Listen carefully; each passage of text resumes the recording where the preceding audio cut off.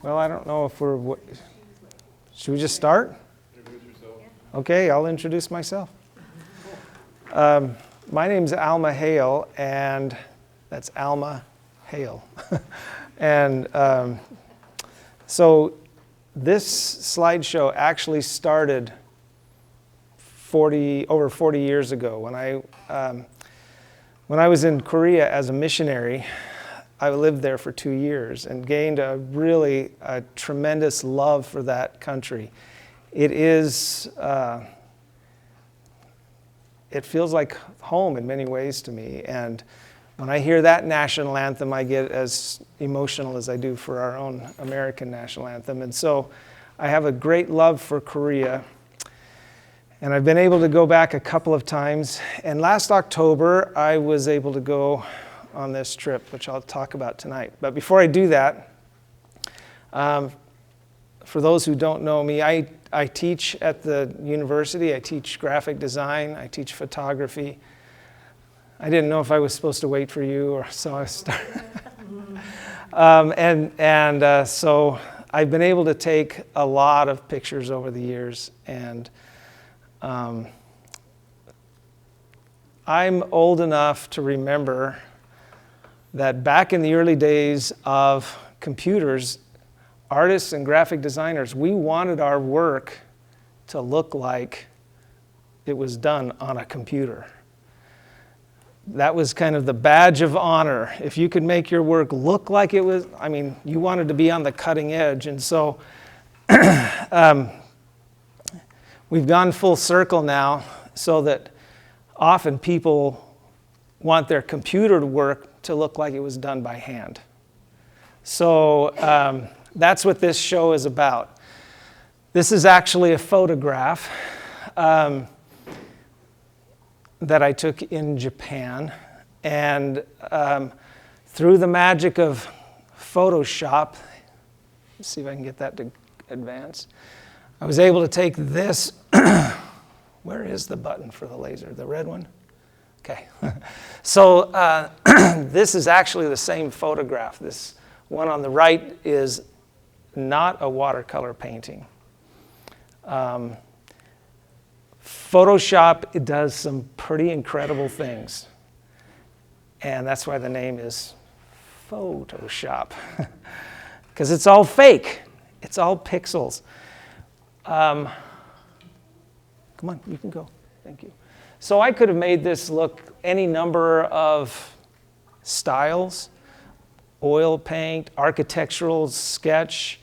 It's almost unlimited what you can do with Photoshop. I used to tell my students that we rule the world with Photoshop.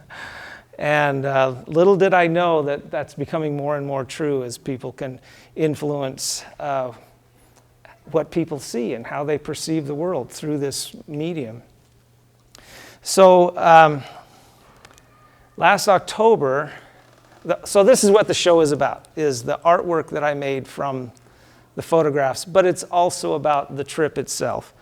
And last October, I was able to go with me and my cousin next to me, who's here, and my granddaughter who's here, Emma, and Carrie. Okay, so that's Carrie and her friend Patty. Okay, they came from California. Emma came from Missouri, and we all met together in Japan. This picture is actually taken in Korea, in Busan, and which I was really happy to go, because I have not been to Busan. As much time as I've spent in Korea, it's mostly been in Seoul. So I'm going to take just a minute and embarrass my granddaughter a little bit. And just say it was really good to have her with us, because she was our navigator. She has an incredible sense of direction, even underground. We just had to finally give up and say, Emma, you're in charge. You're in charge. You are in charge. So that's embarrassment number one. I'm going to stand over here for the next one, because she's kind of a beautiful person. Just kind of. And it was really nice that she was there because, we had these 3 old fogies and a supermodel. And actually, she was treated as such a few times. It was really kind of funny. So that's the end of the embarrassment. So this is where I'm going to need my notes, and I can't see those without standing right in front of it. So I have a contingency plan. All right, so my travel companions were definitely on a vacation. I was on a workation. I was there to take pictures. I was on sabbatical from the university, and when you're on sabbatical, it's not just a vacation. You actually have to do things. And as a photography professor, I get to travel and take pictures. And a lot of my colleagues, I talked to the math people. What do you do on a sabbatical? Well, we calculate stuff. It's like, dang, why don't you be a photo teacher? Then you could travel and take pictures as part of your work. It's a pretty awesome gig. But we were, I call it a workation because I was working, but it was fun. It was a fun work. But because it was a vacation for everyone else, we did a couple of tours, and one of them was just a general tour through Tokyo, where we went to some temples. This is a Shinto. This is what I want to get right. Why I have my notes. This is the Meiji Jingu. It's a Shinto shrine, and so we were able to visit a few of these, and I just love the way Photoshop handles these pictures. Now, it's not just run it through Photoshop and let it do all the work. There's some creative work and effort that needs to go in, and from me too. Interestingly enough, none of what you're going to see tonight is AI. Okay? This is not done with artificial intelligence.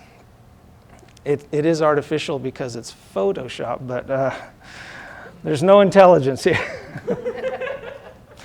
Anyway, these two are workers at this shrine. I don't think they were the level of priests. They seemed to be more in a support role.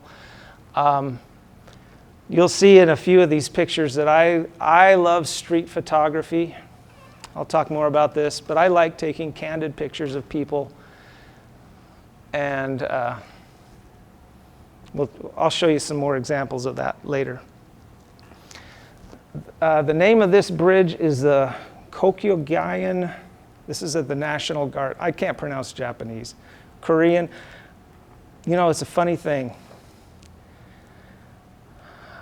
I can get around Korea pretty well.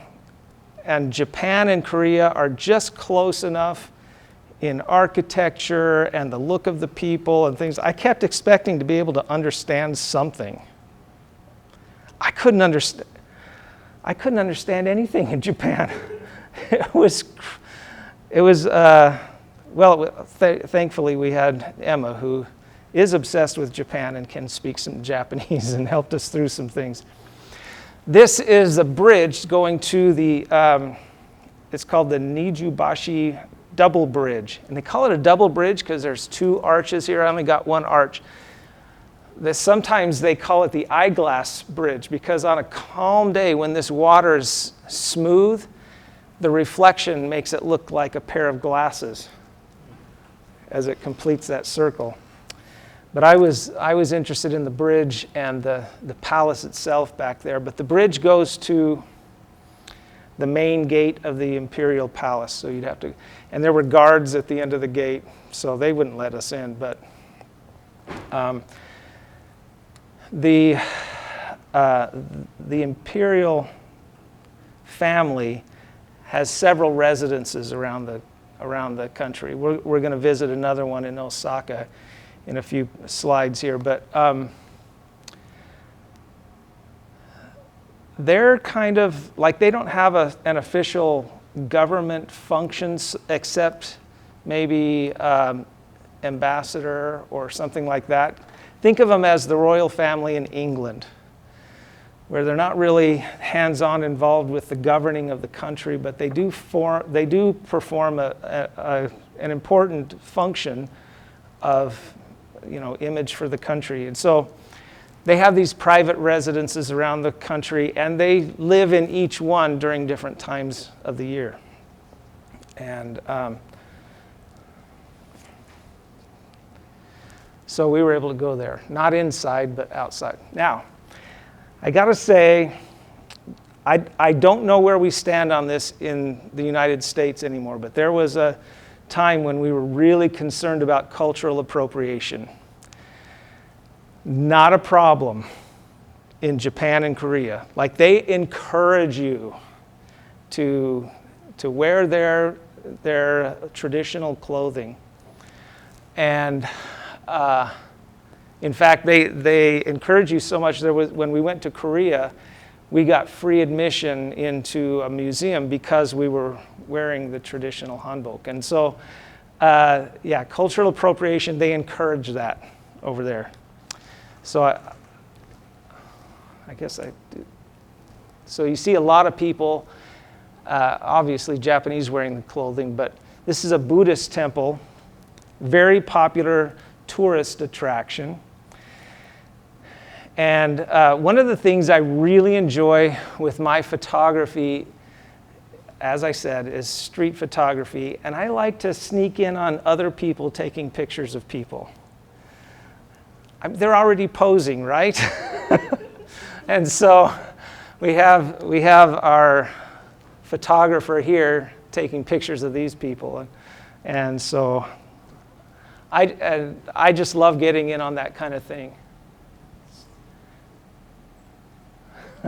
And I get some really nice pictures. But lots of people at this particular location. Now, this little family, they were walking up, and her kimono is just beautiful. And I commented on that to Carrie, and Carrie said, my cousin, she's the outgoing one, and she says, well, let's just ask them if we can take their picture. And so Carrie is fearless. And she walked up to him and said, can we take your picture? In English, and we not knowing that they might speak English or not, we don't know. And they let us take their picture. So some of them are posed, many of them I just really enjoy doing it incognito, so they don't know I'm taking. It's a game that I play with it's entertaining for me, and sometimes a little bit of an adrenaline rush. So we went to the top, what is the name of this? Tokyo Skytree. The Tokyo Skytree is like the tallest structure in Tokyo. And it's built with all these windows around, so you can see all the way around. And Tokyo is a big place. Like, it goes, some of you have been there. It goes on forever with these tall buildings that are either apartments or hotels or business. They're just everywhere. I mean, and it goes as far as the eye can see, 360 degrees around this Skytree. This Photoshop process does not work very well, in my opinion, on every kind of photograph. And I tried it on this, and it just didn't look good. Just did not look good as I ran it through that Photoshop process. So this did not make the cut for the show, but I wanted to bring it into this presentation just to give an idea of how, like, there's 37 million people in Tokyo. And it's probably the cleanest city I've ever been in, other than Marshall. Unbelievably clean for that many people. No litter. There's not even trash cans around. You have to carry your trash with you and throw it away when you get home. If you want to smoke, they have little smoking buildings that you have to go in to smoke. No, so nobody's smoking on the street. Nobody's tossing litter.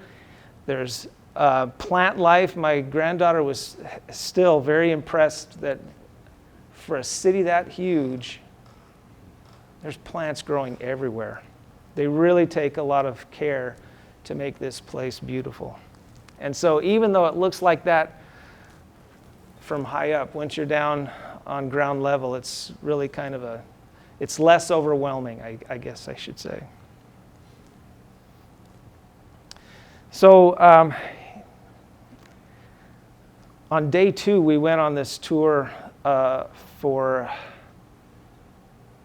the Ghibli Museum tour.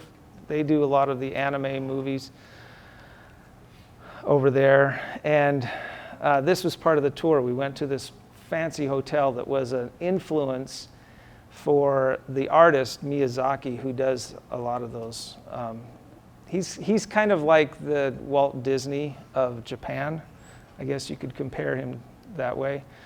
But a lot of his movies are influenced by things that he did growing up and as an adult. This is at a hotel that we went to for lunch.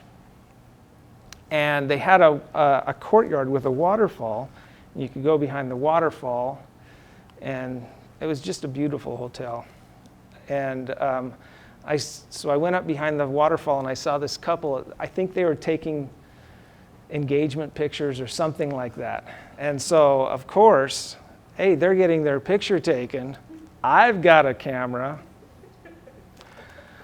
So I got this really nice engagement portrait of somebody. I have no idea who they are.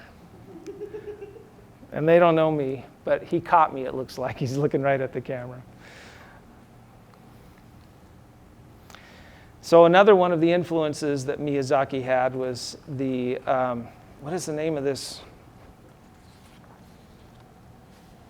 The Edo Tokyo Open Air Architectural Museum, where they take, you'd be interested in this, Jim, they take architecture from all over the country and bring it into one place as an open air museum. And so this building actually is a bathhouse. I don't know where it originally was located, but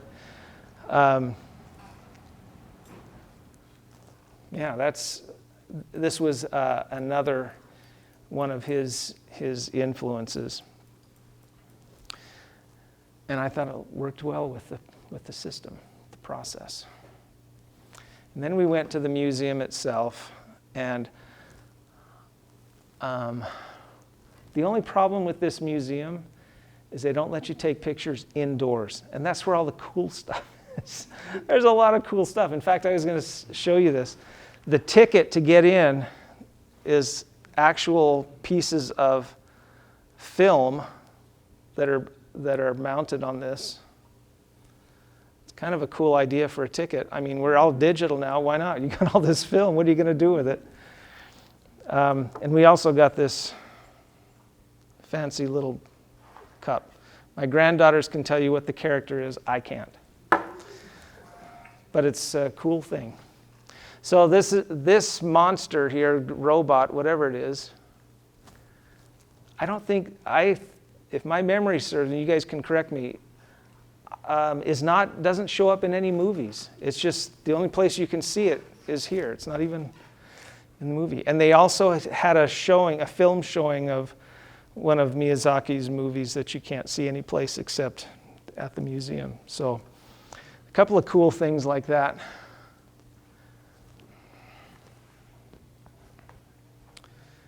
Then we had to go to Nintendo store.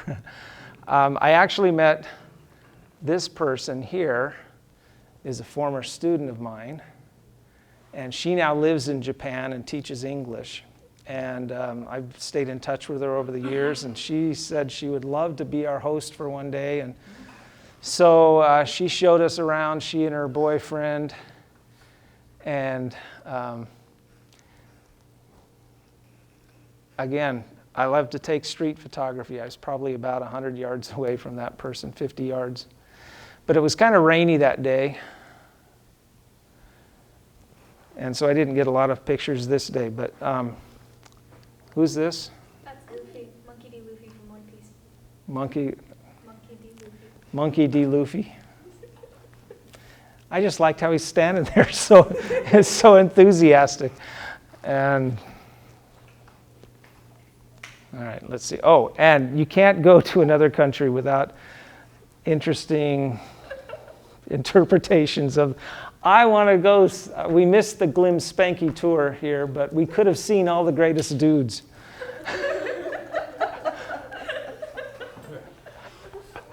I just, don't you want to go and see that? Glim Spanky. Yes. Greatest dude. They look so serious, though, don't they? Oh, my goodness. Okay, I can't see that. All right, where are we going next? Okay. All right, so this is the day that we left Tokyo, and we found out that there was another Shinto shrine that was pretty close to our hotel, and so we had a little bit of time before we got on the bullet train. And this image on the left is actually a cemetery, and I'm not exactly sure of the custom of these. These sticks, they stand probably, I don't know, 12 feet high, maybe 10 feet high. And, I imagine what's written on them is some kind of prayer. I just don't know enough about Japanese culture but they sure make a cool photograph.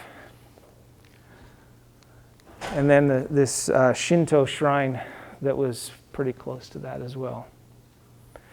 These arches,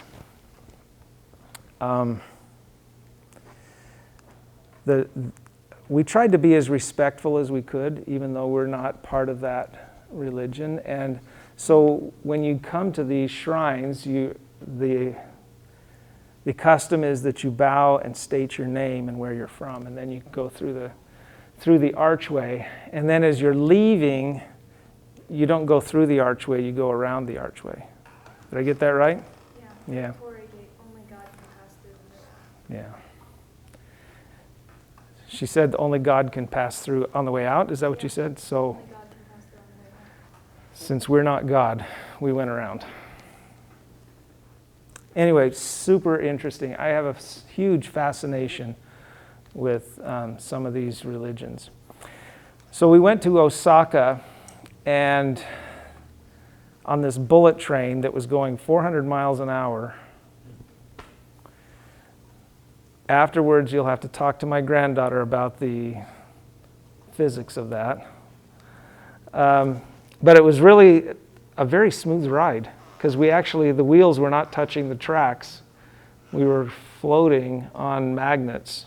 It was a really smooth ride at 400 miles an hour.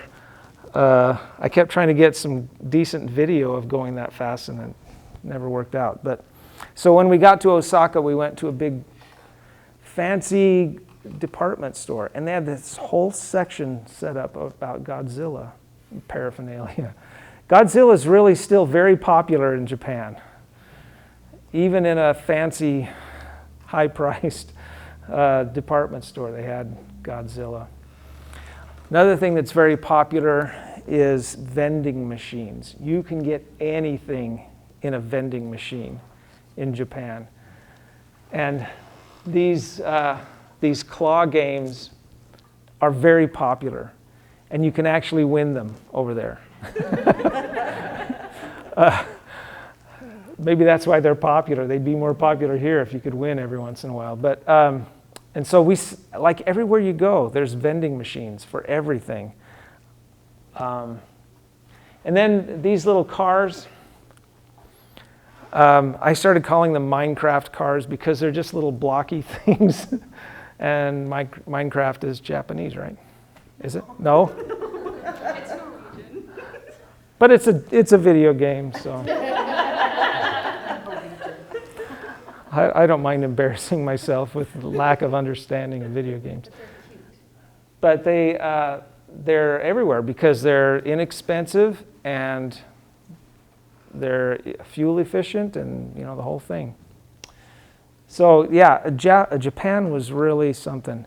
In Osaka, we found this Shinto shrine that was near our hotel. And it was kind of a surprise. We were going to another place that day, and we thought, well, this one's right nearby, like 2 blocks away from our hotel. Let's just go check it out. And we go in, and there's this huge, I don't know what they're called in Japan, but, yokai. And underneath it, inside the mouth is where people might worship or pray or something like that. But obviously, it's also a touristy thing. Yes, I got lots of pictures there too. I'm not going to show that many of them. But I just think that is the coolest thing ever. This big structure.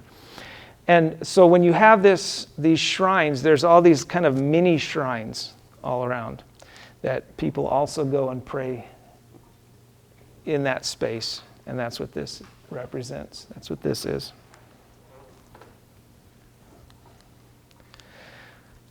Okay, this is the Osaka Palace. The architecture, again, some of you know Japanese culture better than I do. Probably most of you do, because I don't know that much about it. But there's a definite look to imperial architecture. You can tell this is an imperial building. The roof line, the white color, the gold, the green roofs. Lots of people. And I started seeing people getting their picture taken with their thumb out like this in front of this building. And I couldn't figure out what was going on, so I thought, well, I'm just going to ask somebody. So I took a page out of Carrie's book, and I went up to some random people, and I said, why are people doing this? And it just turns out they were graduate students at University of Georgia, so they spoke English really well. That's luck. And so they explained that it's from this anime, Detective Conan. And I guess that's a really popular meme. And people go to this place and they get their picture taken to imitate this image. I have lots of these pictures. They're so entertaining. And it's fun to just sneak pictures of people. I mean, they're getting their picture taken anyway, right? So they know. Attached to that imperial palace was the imperial shrine. And this is, again, the gate. I just think these gateways are just really beautiful structures. And this was the place where the emperor would have worshipped and prayed and things like that. But there's a whole complex that is the imperial shrine. Buddhist is temple, Shinto is shrine.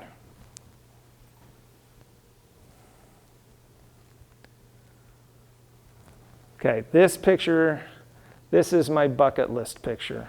You saw it earlier.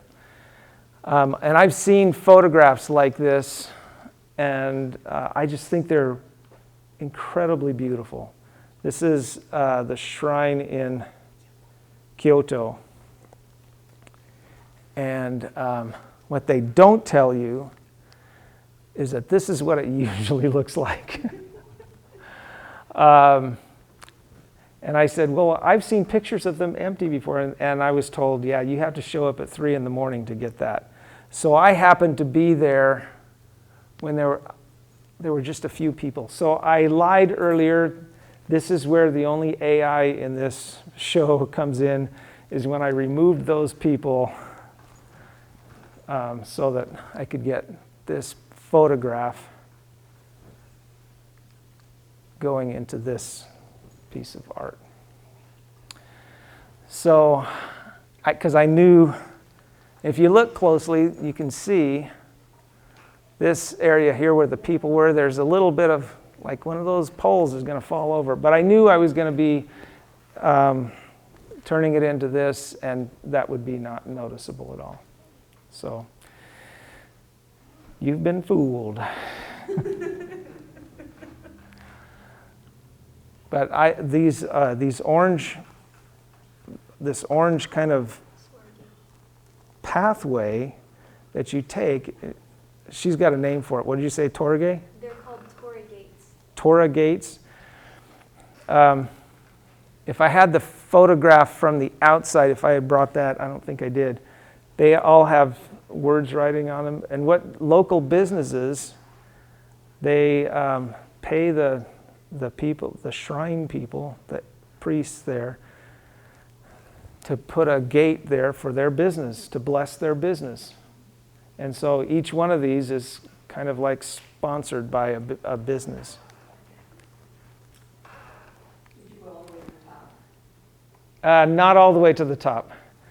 Funny story, I'll go back to this, to tell this story. So I went up the first level, and there's kind of a landing there and a place where you could, they had some refreshments that you could buy, and then you could go on up from there. And I was just thinking, I can't understand a thing. And I just in the back of me, behind me, I heard somebody speaking in Korean, and I said, "Hey, I understood that." So I turned around, and here's a man talking to his family in Korean. And so I spoke to him in Korean, and we had a nice little conversation. And it's like, that was a breath of fresh air. I knew. Then I started really getting excited to go to Korea, because I think we were going the next day. And so, interesting. So now this is in Korea, and you can really tell a difference in the architecture. I've never had the opportunity to put them side by side like that in experience-wise. But, in Korea, this green color, which this is not a super great representation because of the process, but that green color is the royal color. Nobody else was allowed to use that color in their architecture. They might have the same, kind of roof lines or whatever, but they can't use that green color. The Buddhist temples have kind of a turquoise color because they can't use this royal color. So they have a different color that they use. And then if you're anybody else, you're not allowed to paint. It's just wood. So it doesn't matter how rich you are, you're limited on who can use it. And so that identifies a structure as a royal structure or a Buddhist structure. This is the gate into the main palace in Seoul, which is now a touristy area. And this is where we got. So when I was there as a missionary, I swore I'd never wear one of these things. I just think they look so much better on Asian people. Their native dress looks so much better. And nobody that I saw with deep set eyes and big honking noses and little tiny lips like we have, they just never look good to me. So I swore I'd never wear one. But this happened to be my birthday. And my cousin, who will not be denied, got me to put one on. So what we did, so you rent these things and then you can get into the museum for free. This is what I was talking about. Cultural appropriation, they encourage it for a day anyway. And I said I wasn't going to embarrass her anymore, but there she is. She was a head turner. I'm serious. So everybody in there is expecting to have their picture taken. If you're wearing a hanbok, it's because you want your picture taken. That's just why you do it. And so people from all over the world wearing these hanboks, and really super interesting. I felt like the camera was out of place, so I just had a cell phone. But still, we found this really cute couple, and we asked them to pose for us. Turns out they were from France. We asked them to pose for us, and we asked them to kiss for us. And then we said, "Well, you guys look like you're engaged." And they were like, no, we are not engaged. So, anyway, I don't know why this shows that twice, like I advanced it 3 times. So here I am getting in on someone else's photograph again. This is, I saw this lady that was trying to catch the wind. Well, I assume her husband was trying to get her picture. And I saw this just at the last moment. And this was the last picture that they took, and then they got what they wanted. So I got it. And it turns out so beautiful in this Photoshop process. Of course, I didn't know I was going to do that at the time, but... Oh, and I will say this one, this is a good example of some editing that needs to be done. As a photographer, rarely do you just take what the camera gives you. There was some really distracting things over here that needed to come out. There were just some things that needed to be removed, and it really looked, it had good bones, but it needed some work before it would look right. So this is another one that just kind of, she was having her picture taken, so what are you going to do? You got I like the kind of the romance of that one. So we went in Seoul, we went to this big Catholic church. It's the oldest Christian church, non-Buddhist or local religion in Korea, and it's just this huge, beautiful Catholic church. I'm not Catholic, but I have admired the architecture and just the beauty and the reverence that they have in their buildings. And I love this sculpture as well. Koreans are incredibly entrepreneurial. Like almost, it seems like everybody has their own business. Street vendors are everywhere. And so I really wanted to capture that spirit. And so that's where this guy came from. And this is Dongdaemun. I think it's Dongdaemun. We didn't go to Namdaemun, did we? Dongdaemun. And a little bit of history on this gate. So these gates, Moon is gate and Dong is south. Nope, it's east. I think Dong is east. So they had, originally the city of Seoul was surrounded by a wall, and these great gates were designed to, allow people in and out of the city. And I always said that Korea was kind of the football field that China and Japan played on, because they just would war back and forth, and Korea would kind of be conquered by one or the other, it seemed like. And there for a long time in the early first half of the 20th century, Japan occupied Korea. And part of that occupation, they tore down a lot of the wall, but they kept the gate. This green part up here, this is wooden, and it was actually not at that time, but in I want to say it was the early 2000s, there was a fire, and it was completely, the wooden part of this gate was completely destroyed. So this is actually rebuilt. You didn't hear that on the trip, did you? I just found that out when I was preparing this. But they light it up. It's just really a cool structure.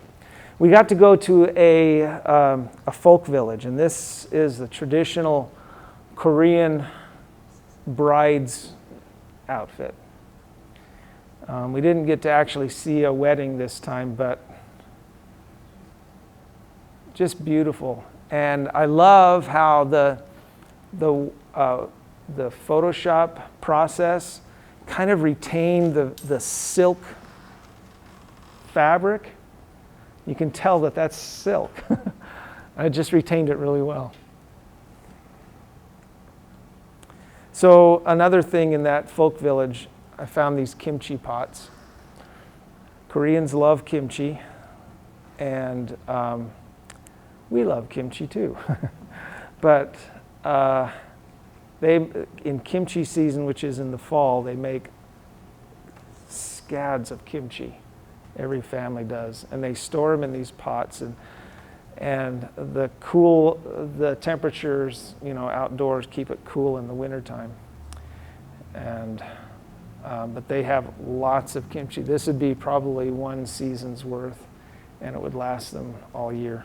These pots probably, 2 or 3 feet high. Some of them smaller, of course. And they have a Buddhist temple at this folk village that I've been to the folk village before, and I've been in that temple, and I've really enjoyed going in there and just the peace that I feel in there. And it was closed this time for repairs or for some kind of maintenance. But this is the priest's residence just outside the temple.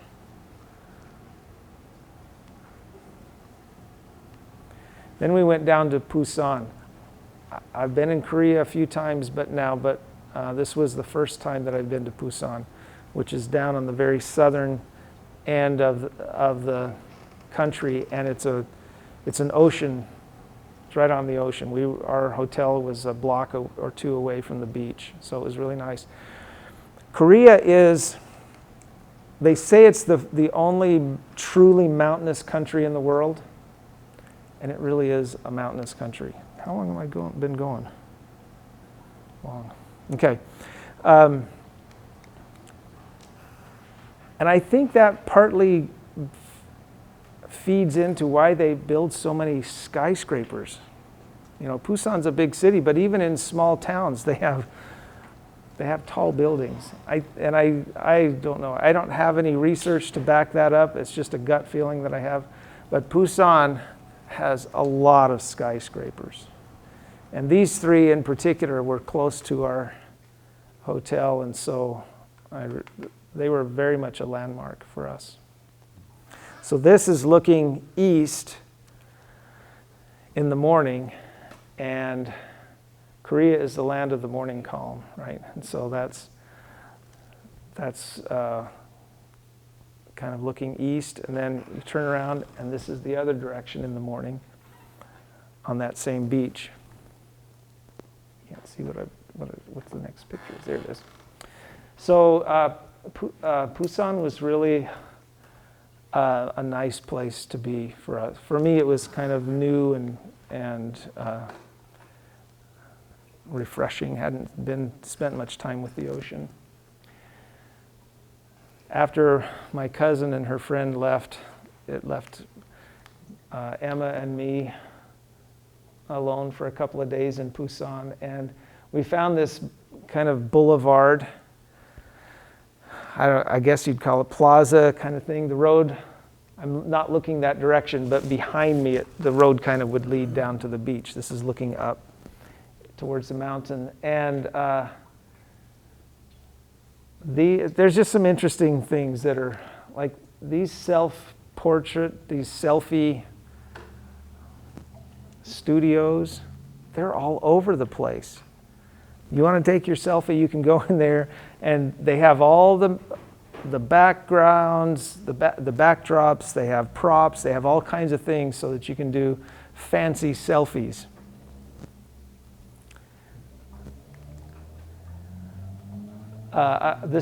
We were not brave enough to figure out, to go in and find out what was served at the Fuzzy Navel,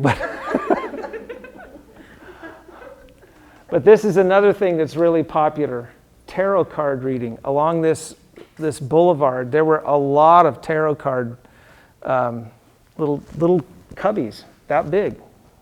You just go in, get your things taken. And if you think K-pop is popular here, wait till you go to K, and it really pops.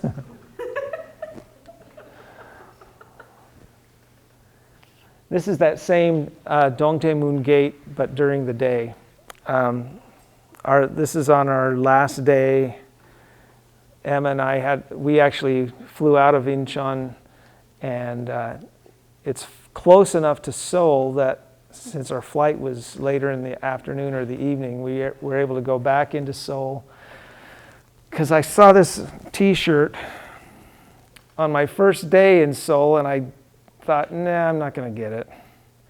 And then I regretted it the whole time. And so we went and we found that same store in this, who knows how we found that place. It's because of Emma's sense of direction, probably. But it was very close to this Dongdaemun, and so we were able to get one last picture of it. It was kind of rainy that day, and so this is Korea crying or us crying that we were leaving, I guess. Anyway, so that's all I have on the pictures. I wanted to have a little mix of the artwork and then just some of the experience. I'm open for questions if you have any questions or anything like that. I don't know if I'll have an answer. But if you don't. The T-shirt says Korea. Taehan Minguk. And I like this shirt because it is Korean, and it has the same kind of style. If I go back, it has the same kind of style as the watercolor. And I like this because, so it's been a lot of years since I've done any watercolor painting. But when I did, and when I do ink drawing, it is kind of this style. And that's what I like about this. And when I came back from Korea in 2013, I taught myself, or learned how to do Korean calligraphy. And this is how I'd like to be able to do it if I was good at it. I'm not this good yet, but that's kind of the look that I like the splatters, and yeah. Yeah. Yeah, I'm curious about your techniques. So, because I actually don't use Photoshop at all. Do you put like the photograph and then use Photoshop to kind of paint over it, or how do you get to this? No, you're going to be really disappointed. Some buttons. If I push buttons. So there's, man, how technical do you want me to get? Photoshop, you can purchase or create your own kind of brushes, and just through a series of filters and brushes, and it's just this really complex. It's so complicated, I don't know that I could make it up on my own. I'm sure I couldn't. It uses some processes that I'm not super familiar with, and so I was able to find somebody that did it already, and I purchased their program. So that gets you started, and then you can't take it right out of the box. It's not that usable. Usually you got to make some changes, at least to fit my aesthetic and the standard that I set for myself. It's really gets me really close, but yeah, I don't know if I could explain to you the process, because it happens. It happened, so the computer works really fast, but to do this probably takes 3 to 5 minutes, which in human time is at least a full day, I would say. So yeah, it's really intricate and complicated. But fortunately, I didn't have to figure it all out. I just have to make it look good. Yeah. You took the photos and did the travel. Then did you get the idea of altering the images, like experimenting, or when you took them, were you thinking about doing this anyway? So for the YouTube people, the question is, did I take these photos with the intent of running this through the Photoshop? I was aware of the process before I left, but I wasn't really thinking about that specifically. There are a lot of the photos that just don't translate well to this process. Like that one picture of Tokyo. When I tried it on that one, I thought this is going to be the coolest ever, and it was like, no, nobody's going to know what that is. It's so bad, and so not everything works really well. But that I found that like my three favorite images from the whole trip that I made into this process. The girl at the beginning with the orange pants, really love that one. That was the first one I tried, and it's like, holy cow, I'm not going to touch that. Well, I did have to touch it. I had to take some distractions out of the background and stuff. And then the orange, apparently orange works really well with this process. I like that orange pathway. And then the kimchi pots. So I have those hanging up in my house. What's your favorite story from this trip? My favorite story from the trip? Ooh, that's a tough question. There were so many good stories. There were a lot of fun things. I'll just tell a story. I don't know if it's a favorite story, but I will tell a story. The tram story.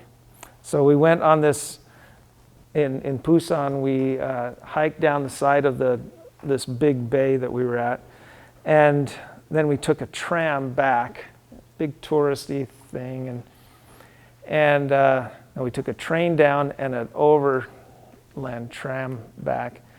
And who was it? Emma, was it your idea? We had this idea to wave at everybody and try to see how many people we could get to wave back. So you had trains going this way and trams going this way. And so everybody that was coming this way, we'd wave and try and get them to come to wave back. What was our record? 98 to 12. 98 to 12. So only 12 people ignored us. So that was a pretty good record since nobody understood us. And it was raining that day, so nobody had their windows open. That was a fun day. Any other questions? Well, I appreciate you coming. And if you get a chance, if you haven't been to either one of these countries, some of you look like you have, as I've been talking.